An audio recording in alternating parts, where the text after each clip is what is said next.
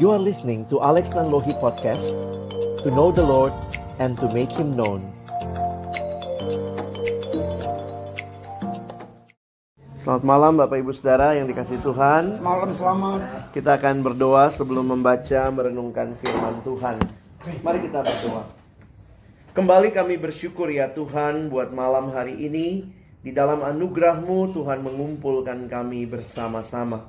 Kami akan membuka firman-Mu. Kami mohon bukalah juga hati kami. Jadikanlah hati kami seperti tanah yang baik, supaya ketika benih firman Tuhan ditaburkan boleh sungguh-sungguh berakar, bertumbuh, dan juga berbuah nyata di dalam hidup kami. Berkati hamba-Mu yang menyampaikan dan setiap kami yang mendengarkan. Tuhan, tolonglah kami semua, agar kami bukan hanya menjadi pendengar-pendengar firman yang setia, tapi mampukan dengan kuasa dari Roh-Mu yang kudus, kami dimampukan menjadi pelaku-pelaku firman-Mu di dalam hidup kami. Bersabdalah ya Tuhan, kami umat-Mu sedia mendengarnya. Di dalam satu nama yang kudus, nama yang berkuasa, nama Tuhan kami Yesus Kristus, kami menyerahkan pemberitaan firman-Mu. Amin. Amin. Malam ini kita sama-sama akan melihat satu bagian firman Tuhan di dalam Mazmur 12. Terima kasih.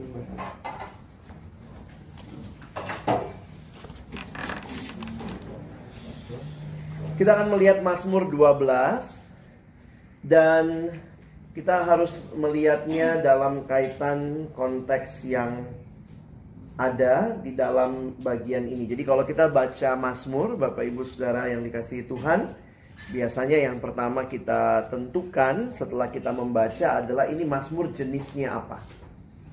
Mazmur ada yang isinya pujian, ada yang isinya doa ratapan, ada juga bahkan dikatakan yang namanya Mazmur kutukan. Jadi kita perlu mengerti ini Mazmur jenisnya apa. Lalu nanti waktu kita mendalami bagian demi bagian, kita pun bisa memahami bahwa Mazmur punya bentuk, yaitu puisi. Jadi karena puisi itu kita mesti bisa menghayati. Biasanya puisi menggunakan gambaran atau yang disebut imagery. Jadi ada bagian-bagian yang diambil untuk menggambarkan, melukiskan sesuatu. Jadi nanti kita akan coba lihat imagery. Bukan imagine. Bukan imagine. Imagery Pak ya. Mari kita baca Mazmur 12. Saya baca ayat 1. Mohon Bapak Ibu Saudara baca ayat 2. Kita bergantian sampai dengan ayat yang ke-9. Doa minta tolong terhadap orang yang curang, untuk pemimpin biduan menurut lagu yang ke-8, Mazmur Daud. Tolonglah kiranya Tuhan, sebab orang saleh telah habis, lalainya orang-orang yang setia dari antara anak-anak manusia. Mereka berkata dusta yang seorang kepada yang lain. Mereka berkata dengan bibir yang manis dan hati yang bercabang. Biarlah Tuhan memangkas segala bibir yang manis dan setiap lidah yang bercakap kasar. Dari mereka yang berkata, dengan lidah kami menang, bibir kami menyokong kami. Siapakah Tuhan atas kami? Oleh karena penindasan terhadap orang-orang yang lemah, oleh karena keluhan orang-orang miskin, sekarang juga aku bangkit dengan Tuhan. Aku memberi keselamatan pada orang yang mengkhususkannya. Janji Tuhan adalah janji yang murni, bagaikan perak yang teruji, 7 kali dimurnikan dalam dapur peleburan di tanah. Engkau Tuhan yang akan menepatinya. Engkau akan menjaga kami senantiasa terhadap kami. Orang-orang fasik berjalan kemana-mana, sementara kebusukan muncul di antara anak-anak manusia. Ya Bapak Ibu Saudara yang dikasihi Tuhan, kalau kita lihat secara umum, maka kita bisa memastikan ini adalah sebuah doa mohon pertolongan. Ada juga yang mengatakan ini seperti ratapan, keluhan yang disampaikan pemazmur di tengah-tengah situasi yang tidak mudah. Nanti kita akan lihat apa situasinya.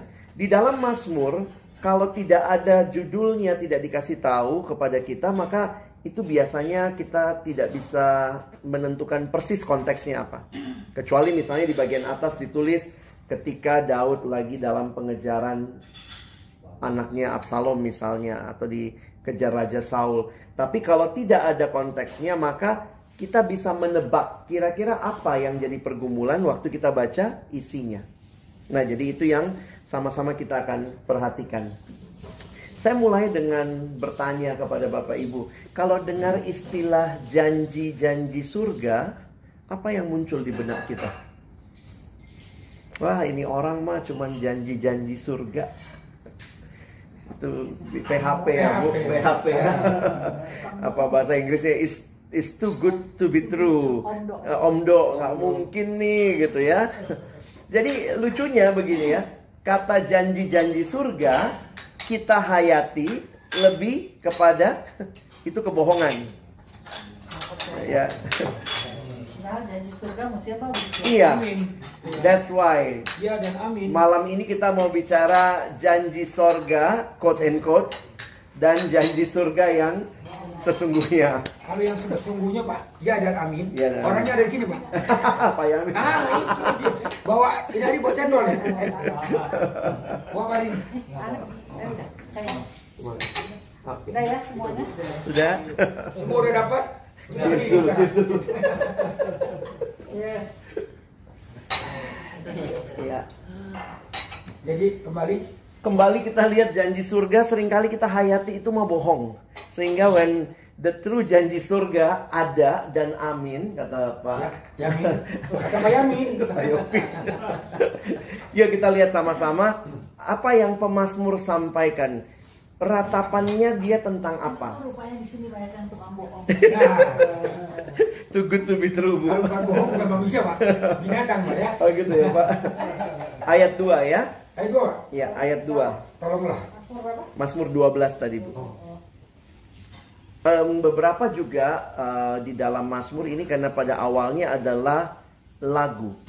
Jadi beberapa ada yang namanya musical terms yang kita kadang-kadang juga sampai hari ini para penafsir juga bingung apa yang dimaksud. Misalnya yang paling jelas mungkin yang Selah ya, Selah it means pause. Tapi ada misalnya kayak di sini tiba-tiba ayat 1 menurut lagu yang ke-8, yang mana yang pertamanya, yang mana yang keduanya, kok tiba-tiba langsung ke-8 gitu. Jadi memang banyak dalam Mazmur itu karena Mazmur sifatnya lebih kayak buku lagu. It's not chronological, tapi di order berdasarkan maksud tertentu dari yang membuat Mazmur ini ada 150 nomor. Makanya lebih tepat disebut nomor ketimbang disebut pasal. Ya, karena tidak berurut secara kronologis. Jadi kita tidak membahas ayat 1 secara khusus karena itu lebih more about musical terms. Ayat 2. Tolonglah kiranya Tuhan, sebab orang saleh telah habis, telah lenyap orang-orang yang setia dari antara anak-anak manusia. Apakah ini hiperbola atau the real? Nampaknya hiperbola, karena paling tidak Daud sendiri masih ada. He is one of the faithful. Dia adalah bagian dari orang-orang yang setia. Tapi begitu sulitnya mungkin mencari orang yang setia, begitu sulitnya situasi dipercaya, sehingga Daud pun akhirnya berkata, telah habis orang saleh, yang setia pun telah lenyap. Nah, apa yang menarik untuk kita perhatikan, ternyata kesalehan dan kesetiaan ini dikaitkan dengan situasi apa? Ayat 3. Karena begitu kita lihat ke bawah, it's all about kata-kata. Mereka berkata dusta yang seorang kepada yang lain. Bukan cuma nipu satu arah, tapi ini dua arah, satu kepada yang lain. Mereka berkata dengan bibir yang manis. Jadi bisa jadi kalimatnya benar, apa yang disampaikan benar, tapi masalahnya di mana? Hati yang bercabang. Jadi Daud menggambarkan situasi yang dia alami ketika dia mengatakan tidak ada lagi orang setia, tidak ada lagi orang saleh, adalah ketika semua yang di sekelilingnya adalah kebohongan. Baik memang kebohongan yang disampaikan, ataupun kata-kata yang manis disampaikan, tapi dengan motivasi yang buruk. Waktu saya baca Mazmur ini, saya pikir ya sepanjang zaman juga begitu ya. Sekarang Bapak Ibu tahu berita ini benar apa tidak? Hoax di mana-mana. It's something happen. Tapi jangan lupa pada masa itu ketika perkataan pemimpin disampaikan, itu bisa menimbulkan peperangan. Jadi jangan lupa pada masa itu, perang itu terjadi karena yang satu ngomong ini, yang satu ngelawan. Saya pikir agak mirip juga sekarang ya, yang satu nge-tweet apa gitu ya, Trump nge-tweet apa, China nge-tweet apa begitu ya. Jadi situasinya, kondisinya. Jadi ketika Daud mungkin dia adalah seorang yang memimpin peperangan waktu itu atau menjadi pemimpin Israel, dia mengatakan tidak ada lagi yang bisa dipercaya. Dan masuk lebih dalam, dia bicara soal motivasi mereka. Bibir yang manis dan hati yang bercabang. Dalam situasi seperti itu, apa yang Daud minta?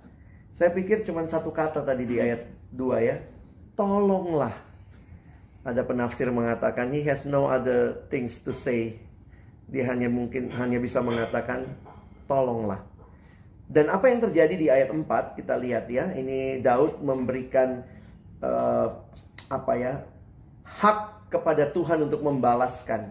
Biarlah Tuhan mengerat segala bibir yang manis dan setiap lidah yang bercakap besar. Dari mereka yang berkata, nah ternyata inilah gambarannya ya. Orang-orang yang berkata, dengan lidah kami menang. Bibir kami menyokong kami. Siapakah Tuhan atas kami?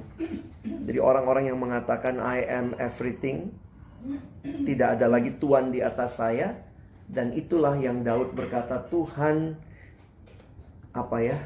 biarlah Tuhan mengerat segala bibir yang manis. Ketika situasi sulit dipercaya, situasi sulit untuk kita kendalikan, tidak tahu yang mana yang benar, maka saya pikir sikap Daud ini jadi teladan buat kita. Berseru kepada Tuhan, minta Tuhan yang menyatakan keadilan. Kadang-kadang kalau orang ada maunya sama kita, dia bisa mulut manis. Kita nggak tahu motivasinya. Nah, tapi ya dalam Bapak Ibu yang mungkin bisnis atau juga mungkin punya usaha atau mungkin juga bekerja atau bahkan dalam hidup sehari-hari, hati-hati, kita tidak bisa tahu motivasi orang. Tapi di sini Daud mengatakan, Tuhan biarlah Engkau yang mengerat itu. Dengan kata lain ya, kita minta Tuhan membukakan hal itu bagi kita. Ayat 6 ini gambaran ketika pergumulan pemimpin ataupun pergumulan hidup dialami, maka sebenarnya yang paling terdampak, yang paling mengalami efek yang paling dalam biasanya orang-orang yang lemah dan orang miskin. Ini kalimatnya ya. Oleh karena penindasan terhadap orang-orang yang lemah, oleh karena keluhan orang-orang miskin. Kadang-kadang orang bilang, wah ini lagi susah nih kondisi ya. Tapi kita bicara lagi susah, tapi mungkin kita nggak sesusah orang yang kita lagi susah, masih punya kerjaan, masih punya usaha. Tapi ya orang miskin, orang lemah, mereka yang very affected by the situation. Nah, dalam situasi seperti itu, perhatikan. Tuhan berkata, sekarang juga aku bangkit, firman Tuhan. Aku memberi keselamatan kepada orang yang menghauskannya. Jadi Tuhan merindukan orang-orang yang benar-benar merindukan keselamatan yang dari Tuhan. Dan di mana letaknya pertolongan Tuhan? Bagi saya ayat 7, 8 itu kuncinya sebenarnya. Kalau perkataan manusia sulit dipercaya, sulit dipegang, kadang-kadang manis, motivasinya busuk. Janji manusia susah kita pegang, makanya kita bilang janji-janji surga. But still ada janji surga sebenarnya ayat 7. Kayak mengkontraskan, janji Tuhan adalah janji yang murni. Berarti janji manusia gak palsu. Bahasa Inggrisnya dia pakai istilah flawless.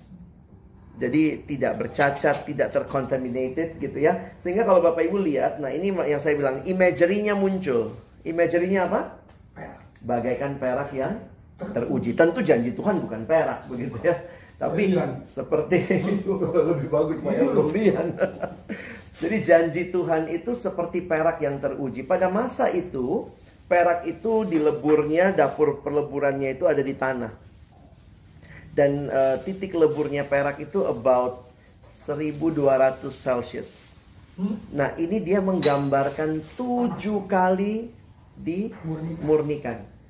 Beli minyak goreng aja sekarang berusaha yang berapa kali penyaringan? 2, 3. Kenapa? Karena murni. Nah, ini memang ada yang berkata apakah benar-benar 7 times itu menandakan perfection? Iya. Tapi yang jelas mau menunjukkan bahwa janji Tuhan itu tidak seperti janjinya manusia. Makanya saya pernah laku. 7 upah. 7 up. Nah, ayat yang ke-8 menarik Bapak Ibu ya. Jadi bukan cuma janjinya Tuhan yang murni, tapi ayat yang ke-8 memberikan kita satu pemahaman begini. Coba misalnya Bapak Ibu punya teman 2 orang yang janjinya sama, persis sama janjinya. But sometimes kenapa kita lebih percaya sama yang satu ketimbang yang satu?